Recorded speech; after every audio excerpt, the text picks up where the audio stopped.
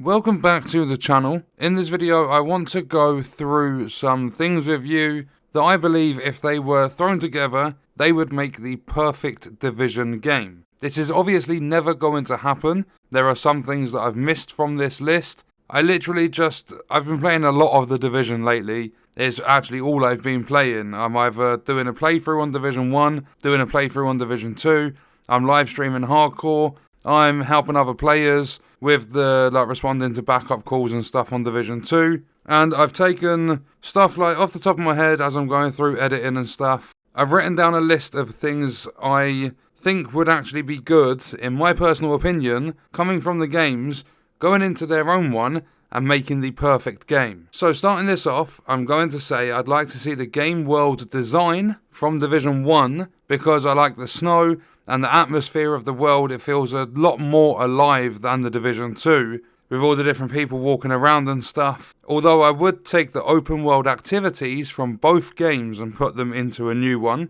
but I would take some of the activities themselves, like the territory control, the public executions and stuff like that. I would take some of those from the Division 2, but I would take some of the puzzle parts from Division 1. For an example, I can't remember which region it's in, but I did I think it's like a security camera thing, and I wouldn't necessarily say it's a puzzle, it's quite a long-winded sort of activity, because you have to, like the one I did, you have to basically re-establish connection with 5 different cameras, get them up and running again, and it actually takes you into a completely different region. You do that much exploration, you go across the rooftops, you see more of the game world, it just gets you more involved. So some of the puzzly exploration parts from Division 1, open world activities, and some of the activities themselves from Division 2. I would take skills from both games. I would take the Seeker Mines from Division 2 Title Update 7, so before Warlords got released, because they were amazing to use.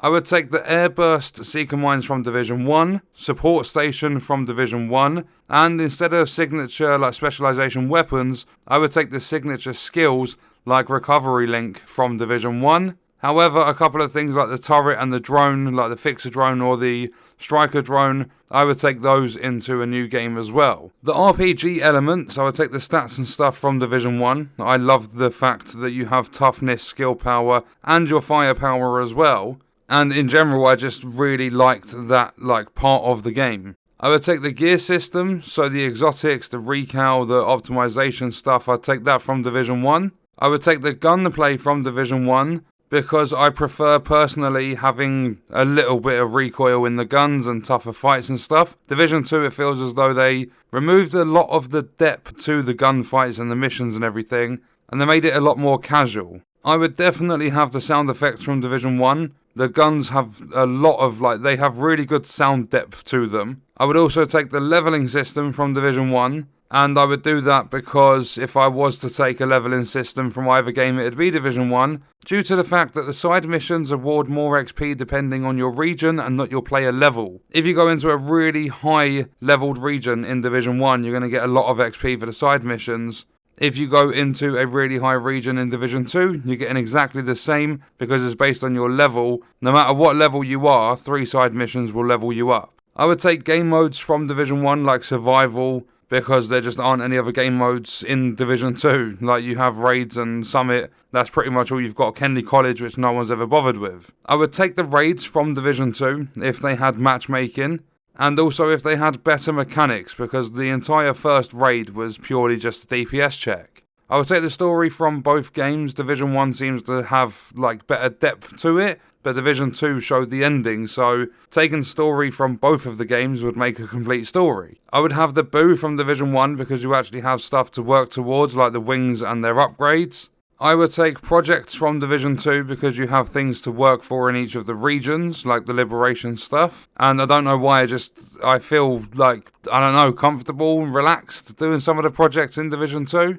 I would take the gear sets and the exotics from Division 1 because they were well thought out compared to Division 2. But I would take a few of the Division 2 exotics as well. The Pestilence being top of that list, Tardigrade another one. I would take the Strongholds from Division 2 because on Legendary they were a very good challenge. I would take the simulation of the open world from Division 2 before Warlords came out because that way the enemies would actually have things to do, like the resource convoys and attacking and defending control points, instead of just seeing the odd group of enemies scavenging off, like looting off bodies basically, and just roaming around having faction fights and stuff. I would take the mission layout from Division 1 because the missions felt much better. I would take the movement from Division 2 because I don't feel that would need an upgrade or anything like that for a new game. It's pretty fluid as it is. I would take the leaderboards from Division 2 because it gives you a challenge to try and set speedruns and fast times, basically, do speedruns of the missions. Although they never added heroic leaderboards back into the game, so that would be something they would have to do. And I would also take the backup calls from Division 2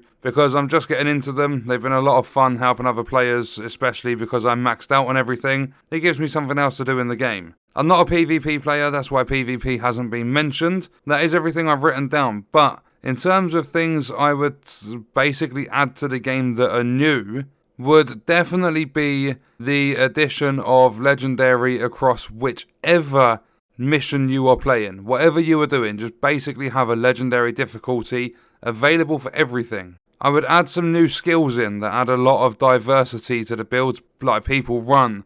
I would make sure there was a lot of depth, a lot more depth within synergizing your builds and everything. And I don't know, several different, several talents in the games already. More Division 2 than Division 1.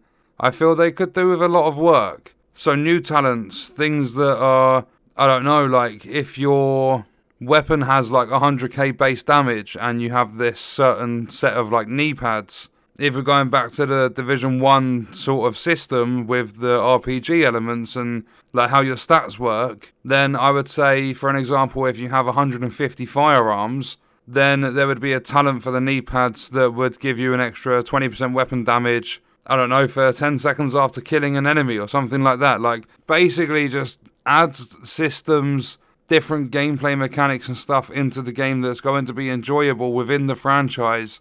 I wouldn't say start a complete fresh, because that's pretty much what they did with the Division 2. They didn't bring a lot over from Division 1 besides the setting, basically how the game works and the fact that there's a virus going on, because the Division 2 was set only 7 months after Division 1. And another thing as well, I think they missed out on an opportunity.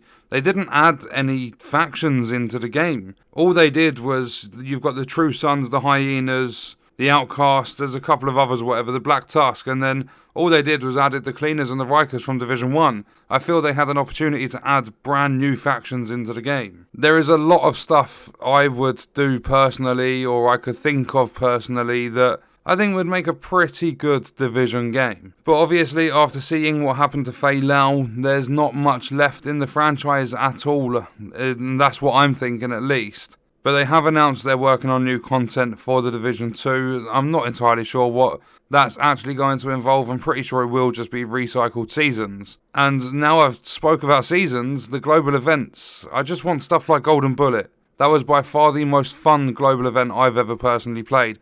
I didn't play too much of Division 1. I pretty much just completed the story, did a little bit of the Dark Zone and then left the game. So I don't know a lot of it, although I am getting into it again now because I'm doing my playthrough. If there was ever a brand new Division game, I think they need to completely scrap the idea of the backpack trophies, the charms, the vanity spam in Division 1, because even though it was nice having a lot of different clothing, I feel there was far too much in Division 1. I would scrap that idea, and I would also scrap the entire season's layout. I think it's the most stupid thing. It's just your typical money grab, just trying to basically have that battle pass. Oh, it's going to last 3 months, we're going to give you the most mediocre missions and stuff that you can do, or not even missions, we're going to give you the manhunts they run in Division 2. We're going to give you that sort of stuff. Most of it, if not all of it, can be obtained just by playing the game. You don't actually need to purchase it. I think it was a complete waste of time for the entirety of Year 2. As everyone has said, there was so much potential for the Division 2 to be the greatest looter shooter of all time.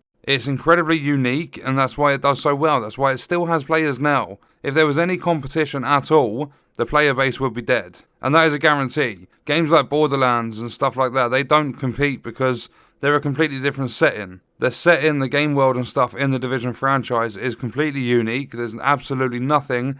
That's why the developers got away with so much. The people in charge of basically leading projects, they completely ruined it because They just didn't acknowledge the player base, the community. The amount of people screaming out for survival, and they would just literally, they sat there and State of the Game and said, no, survival's not coming. And they wasn't lying. That's one of the only things they didn't actually lie about. They said it wasn't coming and never come into the game. Instead, we got Summit, which was this skyscraper that had 2 unique floors copy-pasted 50 times. And I've probably said this 1,000 times in my videos, but as soon as you enter the summit, Kelso, who talks to you and does like a little introduction to the summit, even tells you that you got to be stupid to do what you're about to do. And not only that, we were told in State of the Games, oh, we're doing so much more to the summit, there's going to be so much more coming to this game mode. They did like 3 or 4 updates, basically put like really saturated objectives on a rotation, and that was pretty much it. They added a few challenges and stuff to it, but it was all pointless, irrelevant stuff. The developers run out of ideas to the point of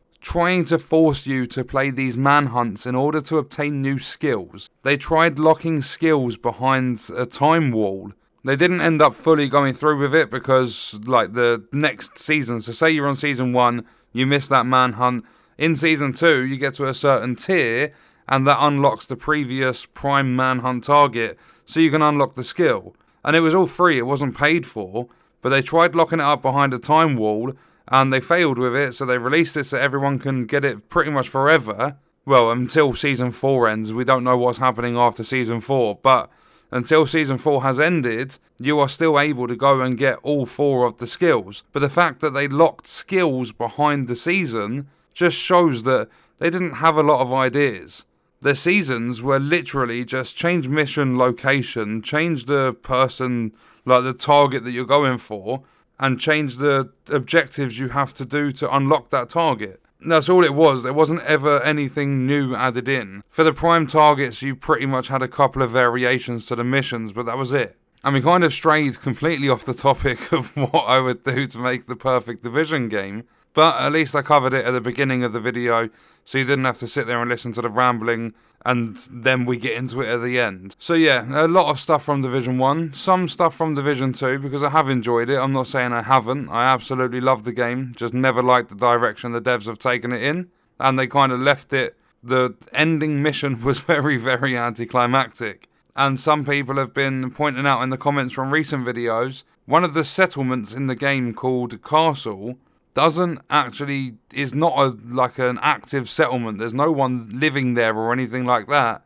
And that had a cutscene. Fei Lao, which was a character that was in the game for 5 years, within the Division franchise for 5 years, she didn't even get a cutscene. So if they are to make a Division 3 at any point, I think together with the ideas I've put across in this video, the comments and stuff you guys are probably going to leave, because I would really love to hear your suggestions, I think there's a lot of good stuff to come from our thoughts, like as a community sort of thing, for the developers to watch at some point and go, oh, we could actually put this into a game. Like, if they was ever making like a Division 3, I don't know if they would call it that if they are going to make it, but if they do, let's just say make Division 3, then they could possibly watch this video, read through the comments and go, oh, that sounds actually pretty good. I think the players will enjoy it. I don't think that stuff's ever going to happen, but you never know. So if you do have suggestions, leave them in the comments. But I'm going to leave the video there so I'm not rambling for the next half an hour and turn this video into a podcast.